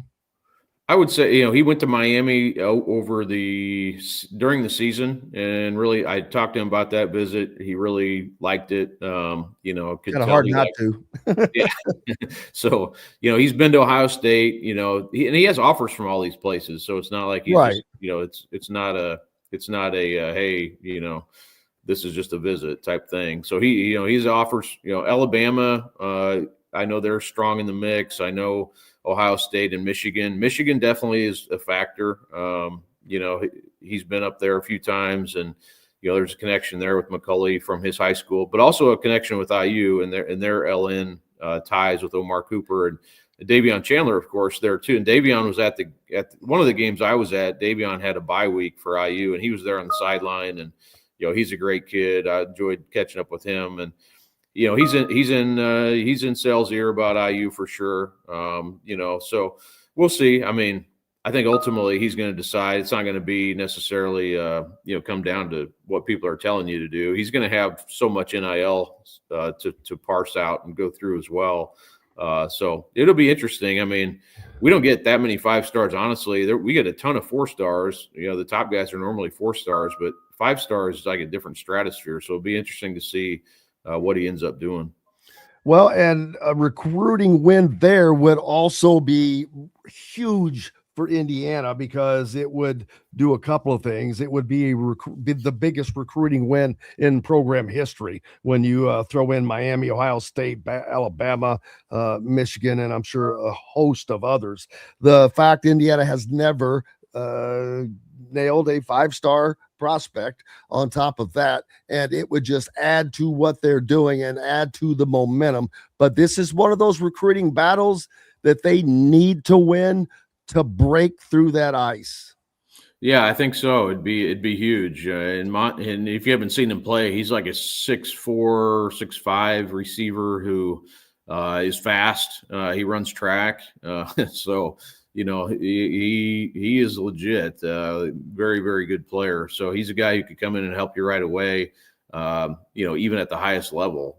And that's why he's a 5-star. That's not breaking news, but yeah, he's really, he would be it'd be kind of like, I don't know how to compare it exactly, but it's not basketball. So, it's different, but I remember when Cody Zeller committed to IU and how big a deal that was, and it was kind of, signaled something. It seemed bigger than basketball even at that time. But I don't know if this may be a totally different situation, but it does feel a little different when you're a 5-star and you have Ohio State and Michigan. Normally when Ohio State and Michigan are knocking at the door, it's kind of a done deal, but I don't know if that's the case in his situation. Signetti said it. Indiana's the newest rising superpower in college football. Kyle Neddenriep from the Indy Star. Make sure you're giving him a follow, keeping up with all of his great coverage on Indiana high school sports. Appreciate you, my friend. You bet. Thanks, Jim. Thank you, sir. There he is. We've got more coming up. Zach Browning's going to join us next. Plenty more to get to. We got to hear from Darren DeVries later, Lamar Wilkerson after his record-setting night at Simon Scott Assembly Hall last night as well. We're back with plenty more right after these messages. The ISC Sports Network is your home for sports content across the Hoosier State. Find us live on TV and streaming or archived on our website and our app. The ISC is your one-stop shop for the content you want to see, including high school sports, college sports, and other great events throughout the year. Subscribe to our streaming service and get access to it all. ISC. Local lives here.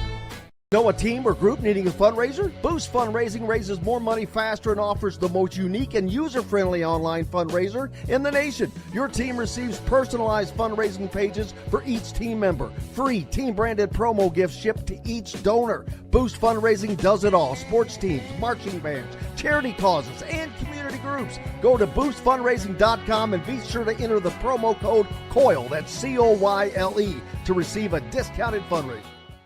If you're looking for a new home in the Indianapolis area, you need Cheryl Sizemore from Brick and Ivy Realty. Cheryl Sizemore has over 2 decades of experience, and that could be the difference in getting the home you want in today's tough housing market. Reach out to Cheryl at CherylSizemore@gmail.com or 317-701-0838. That's 317-701-0838. Let Cheryl Sizemore sell or find your new home today.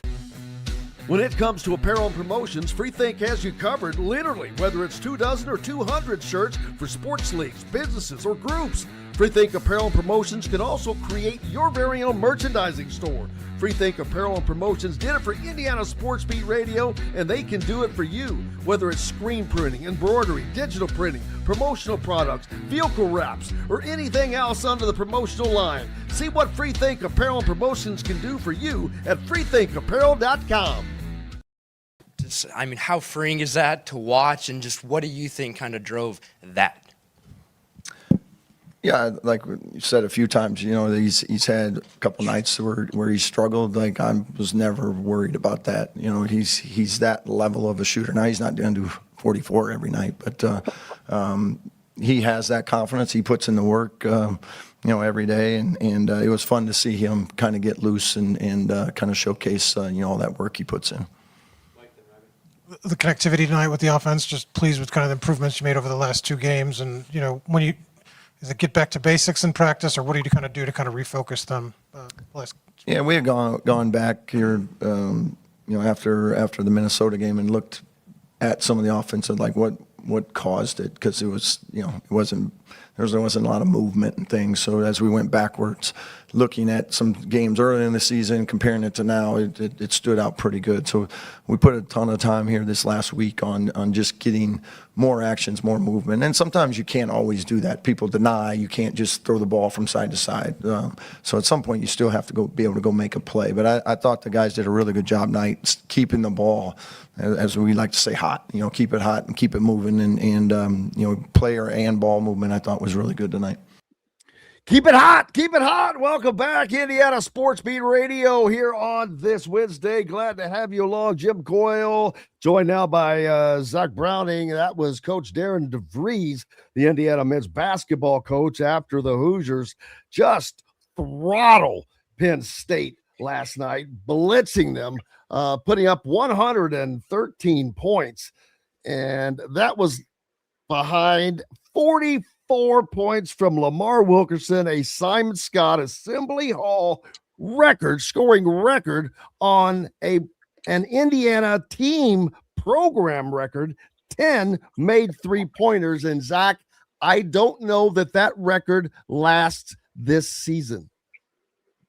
Yeah, I mean, if Lamar Wilkerson's doing that on a random Tuesday in December, if he catches fire, or even Tucker DeVries, that's the thing about this team, Jim, is that Lamar Wilkerson broke the record on Tuesday, the 10 made three-pointers, but there's 2 or 3 guys on this team that you could probably point to and say, hey, they all could break this record, whether it's Lamar, whether it's Tucker DeVries, Nick Dorn with the way he's shot it over the last couple of games. Nick Dorn is one of those sneaky guys that's going to have a night or two that is going to be well above average, I think. You're exactly right. And that's, I think, where the scary part of this team starts to come in. I mean, there's just simply no team in the country, well, few teams in the country, I should say, that can stop any team, let alone Indiana, when they're going to shoot better than 50% from three-point range. It's just about being more consistent with that three-point shooting. You can't go from shooting 50% against Marquette and shooting 40% from three against Kansas State and then having the light night last night that Indiana did against Penn State, but then also mixing in that bad loss against Louisville or that bad loss against Minnesota and then the tough first 5 minutes against Louisville. It's just finding a way to be more consistent and not having these ebbs and flows and peaks and valleys. But last night was special, certainly a good way to get Indiana fans' minds off of the 2-game skid. Absolutely. And not only that, you're coming off of a kind of a rival game with Louisville, but although it didn't, that feeling wasn't there that day, mainly because the Big Ten championship, I think, which is where the focus was. But you've got a big game coming up Saturday with Kentucky. And boy, this could not be any more well-timed for Indiana to get into this shooting rhythm right now, because you're going to need a performance, not necessarily like that, because those are very random, but they're going to need to do more than the normal on the road in Rupp Arena on Saturday.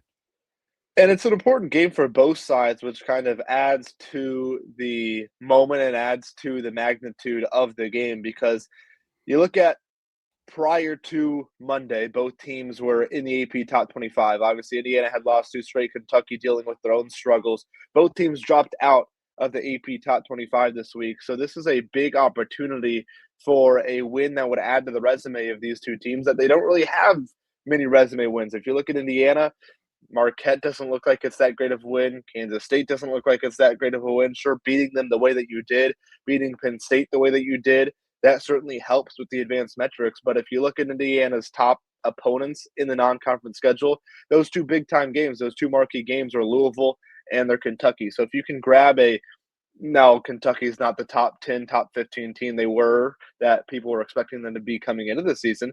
They're dealing with some injuries. They're dealing with some issues that arise when you build an entirely new roster via the transfer portal, just like Indiana is, with the inconsistency and whatnot. But this is a big game for both teams, because both teams don't really have a big win yet so far this season. Both teams don't really have a win that says, oh, look, we're on the border of that NCAA tournament come March. This win shows that we should get in and something like that. So I think this is a big opportunity, not just because it's Indiana, Kentucky, but there are stakes beyond just the fact that it's IU versus UK for the first time in over a decade. I think that really adds to the magnitude of this game. Oh, boy, does it ever. And the fact that things are not exactly going swimmingly right now down in Lexington for Mark Pope. The natives are a little restless. A loss period at home a loss at home period would exacerbate the situation. But if that were to be Indiana in the first game of the series being resumed in over a decade, oh my, the ceiling might crack at Rupp Arena. Yeah, that's the thing. These two teams, they haven't played in a while, Jim, but you still know the dislike is there. I mean, if you talk to, there's a good solid section of the Indiana fan base that probably hates Kentucky more than they hate Purdue, and for good reason. So I've got to tell you, grew up. I leave my, a long time ago said, all right, you gotta take your fandom and check your fandom at the door, and which I that's not an issue. It's hard for me. It's hard for Kentucky. I grew up disliking Kentucky. It was just innate. You didn't have to even teach me. I had to learn to dislike Purdue when I was a student or younger. I had to learn to dislike them. I didn't care. There was no learning for that. And but that's great, because that's what a great rivalry should be like. And it should have never ended, especially between two schools of what they have done best up until now, basketball. It just should have kept continuing. It's Mitch Barnhart's fault for allowing the ego of John Calipari to be bigger than what this series is, than these two behemoths. And I think that was a huge shame, although I'll be honest with you, very fortuitous for Indiana, because they probably would have lost about 8 out of every 10 games they had played between those two this time. That's the thing. And it goes back to your point, depending on when you grew up, depending on where you grew up, Kentucky was always good during those times. Purdue wasn't. So naturally, the biggest kind of quote unquote rival for Indiana during a lot of people's childhoods was Kentucky, because Purdue was simply a non-factor. They weren't what they are today. And the other factor is these two teams aren't, Kentucky's not a bottom 5 team in the SEC right now. Indiana is not a bottom 5 team in the Big Ten right now. These are two teams that are competing for the NCAA tournament. These are two teams that come March believe, A, they will be in the tournament, and B, can potentially be a single-digit seed in the NCAA tournament. So I think that also adds to the intrigue. This isn't, two old rivals, two old schools that were once blue bloods, maybe Indiana, not so much that anymore. These are two schools that have their glory days are much, much, much further in the past. No, these are two schools with new regimes that still want to kind of keep that old tradition and at least honor that old tradition, and Mark Pope and Darren DeVries. And these are two schools that have long been rivals. They've long disliked each other. And now on the other side of a long break, on the other side of a long hiatus, it's kind of a new era for both of these two teams. And it almost feels like it's a new era of the rivalry, just because of the fact that there's two new head coaches. There's a lot of newness around these two programs. Obviously, there's not much that was similar the last time these two teams met, other than the names on the jerseys. So I think it's the kind of newness of this specific game, the fact that it's rolling in a new set of games between Rupp, between Cambridge, between Bloomington and Assembly Hall over the next couple of years. So I think the fact that it almost feels like a new era, and when we look back on this in 30 years, you'll have the pre-2015 Indiana versus Kentucky battles, the Watt shot included in there, and then you have the post-2020 Kentucky-Indiana battles. And I think this really does feel like the beginning and the kickstart of a new era of this rivalry. Absolutely. And looking forward to just seeing it happen. And that it comes together, fruition on Saturday. So we'll see how that transforms. While that's going on, it could be an unbelievably gigantic day for Indiana athletics for the second week in a row, as Fernando Mendoza will be in New York City at the Heisman Trophy presentation as the betting favorite to win the Heisman Trophy. I can't see him not winning it, Zach, for two reasons. Number one, because he's the odds-on favorite. But number two, who else does the world want to see get up there and give this speech that is going to be a combination of a little humor, because he's going to be funny because of how I wonder if he'll be able to maintain his composure, or if he's going to be like he was after the Big Ten championship, where his emotions were coming out. But either way, whatever he says is going to be spectacular, because he's always a cannot miss listen. Yeah, if his Heisman speech is 1/4 of what his press conference last night was, I think everybody around the country will be entertained. And I know that if you're on the outside of this kind of Indiana bubble, if you don't watch Indiana much, if you don't look at Indiana's media availabilities or post-game stuff that much, you probably don't necessarily see Fernando Mendoza talk that much, and when you do, it's these short little snippets on Twitter. And I know there's a lot of people that don't think it's genuine and don't think it's truly him, but it is. And I think that's the best part, is that when Fernando Mendoza was speaking last night with us, that was the genuine him. That was the genuine Fernando Mendoza. When Fernando Mendoza, if he were to win the Heisman, that would be the genuine Fernando Mendoza. It's going to be quirky. He might get emotional. It's going to be weird. It's going to be all of those things. All of those adjectives are probably accurate to describe Fernando Mendoza when he's talking, but that's who he is. He's a quirky guy. He's a nerdy guy. He has LinkedIn and YouTube on his phone, and that's about it. He's not your stereotypical high school jock quarterback that's come in and has been always the top player at his position. That's just not who Fernando Mendoza is. He's a business guy that happens to be able to throw a football really well and perhaps win the most prestigious individual award in all of college football, which I In think all is of sports. which is perhaps the most intriguing and awesome part about this story in general. But if you look at the case for each, you just, again, as you said, it's hard to see somebody else winning it, in my opinion. You know, Fernando Mendoza just beat Julian Sinn in the Big Ten Championship, so you have to throw Julian Sinn out of the running, in my opinion. Jeremiah Love ended his season with playing a quarter against Stanford because he got hurt, and then didn't have a conference championship because it's Notre Dame and they're not in the conference. Vanderbilt was like the 4th or 5th best team in the SEC this season and didn't make the conference championship. And Who do you have second? Probably Pavia, just because of what I me too. outlined. But yeah, I think that if you put Diego Pavia on Ohio State, Ohio State's going to be good, just like they are right now. Maybe better than they are right now, to be honest with you.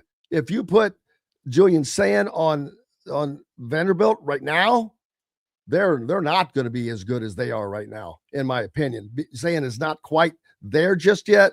He would not have those 2 bookend first round NFL draft pick wide receivers to throw to. So that's my reasoning for Pavia being in the second spot. Jeremiah Love, I don't even consider. Didn't play I think he plays for who's that? Notre Dame. Oh yeah, they're not in the conference. Didn't play in the conference championship. He didn't hardly play in the last game, so not gonna happen. But to me, there's no way. I think Fernando wins this pretty easily. I think he sealed it with Heisman moments. That the Heisman moment against Iowa. I mean, first of all, the win. He started it with the win at Oregon. That opened everybody's eyes about him, about Indiana, about being taken seriously. The Iowa win, where the pressure is on, got that accomplished. Penn State does the unthinkable, and it's just a magical moment. And then, of course, the 33-yard throw and catch to Charlie Becker, which just sealed the Big Ten championship. 13-0. Indiana beats the team that most people thought wasn't going to get beaten this season. So I don't see how he doesn't win it. That's the thing. And you look at, if we're going to compare and just throw the other two out of the window, if we just compare Pavia and Mendoza, it's the Heisman moments. The stats are relatively the same. They're similar. Pavia's got a lot of those rushing yards, but the stats are pretty similar all told. But if you look at the Heisman moments, if you look at Pavia's case, there's one you can point to. He had a game-winning drive, a game-winning touchdown pass in overtime against Auburn back early in November, but that Auburn team wasn't very good. And I guess you could maybe say the same about Penn State, but I think Penn State probably better than Auburn was this year, especially considering that one was on the road. Last-second drive. It wasn't overtime where you start at the 2-yard line. So I think Fernando Mendoza's Heisman moments, whether it's Oregon, whether it's Iowa, whether it's winning the Big Ten championship, I think those Heisman moments kind of surmount the one that Pavia has. The one Heisman moment that Pavia can really point to is that overtime win against Auburn. He just doesn't have the quality of Heisman moments. He doesn't have the quantity of Heisman moments. And I think that is really going to be the biggest difference on Saturday when it comes to the voting and when it comes to, in my opinion, I think Fernando Mendoza eventually ends up winning the Heisman.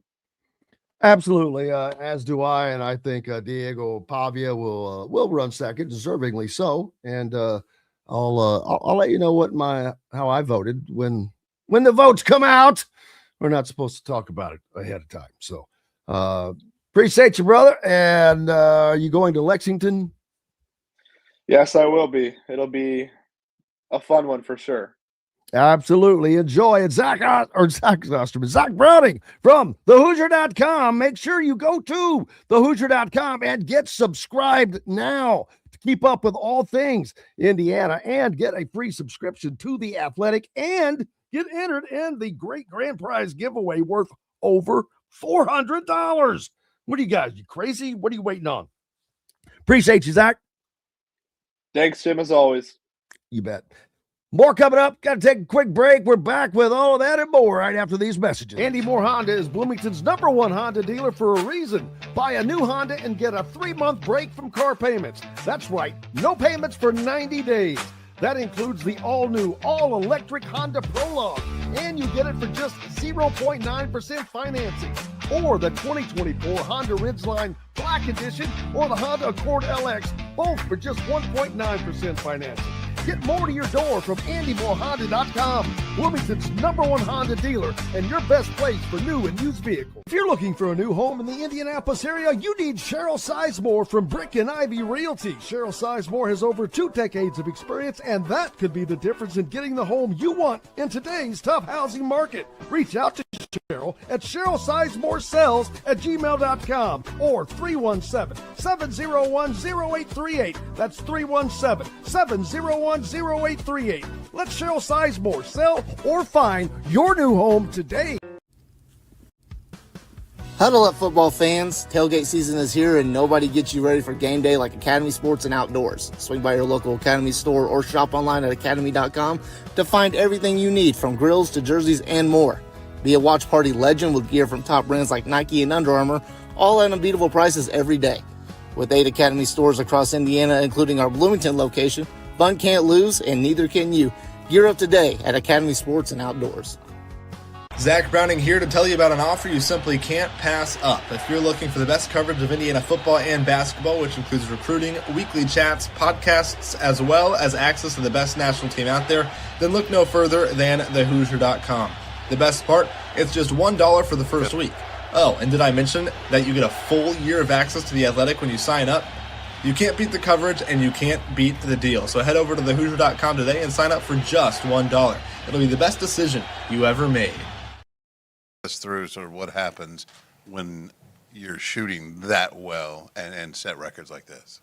You know, all credit to my team and coaches. Coach told me that today was going to be the day that I got hot, you know, because I've been having a rough couple of games. So he fed me the ball, and then I seen 1, 2, 3 go in, and then after that, you know, they just like find a hot hand. So they kept feeding me, and then shots kept going in. I guess, is there a moment in a game like this, and I think this is a career high for you, but I'm sure you've had nights similar to this before. Is there a moment in a game like this where you feel like even more than normal, just a certain confidence, a certain flow, a certain rhythm when you're catching the ball when it's going up? Oh, for sure. Hoop looked big as the ocean today, man. So I was just throwing it up there, and it just happened to go in. All glory to God, man.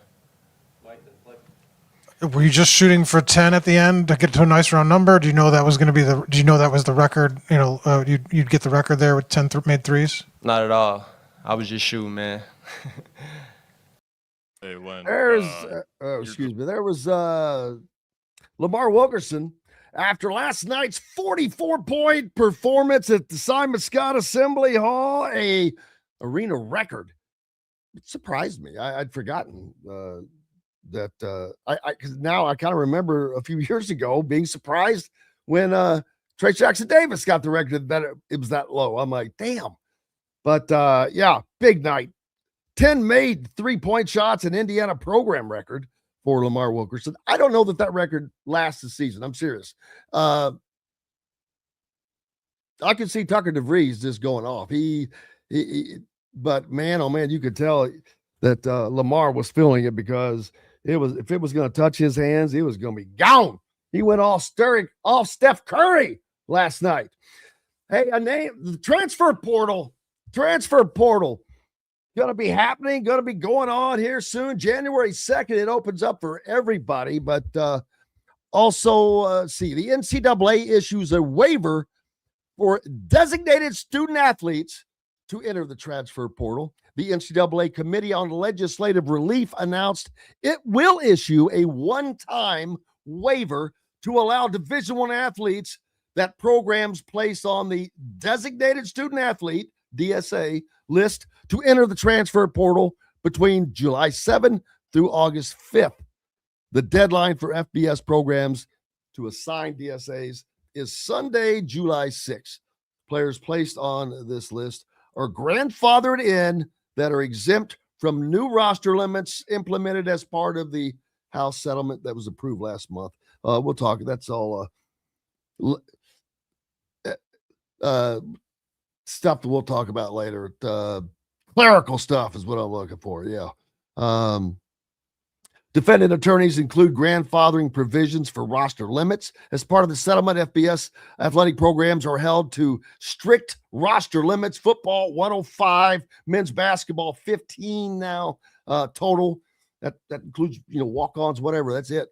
Baseball, 34, men's and women's soccer, 28, softball, 25, volleyball, 18. How about the volleyball program? Congratulations, Steve Aird, as they continue to roll on this season. And fun day, as always. Transfer portal, baby. It's going to be happening, soon. But while it won't officially open until January 2nd, we're hearing who's going in, and people are making announcements. Kenny Minchie, quarterback, Notre Dame. All right, here's the perfect.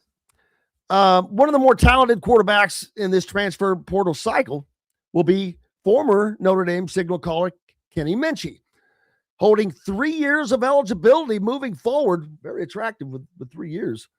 Minchie battled C.J. Carr through fall camp for the QB1 position in South Bend and leaves the Irish program in good standing, having developed from the experience and ready to land at a place that allows him to take the reins and compete at the highest level.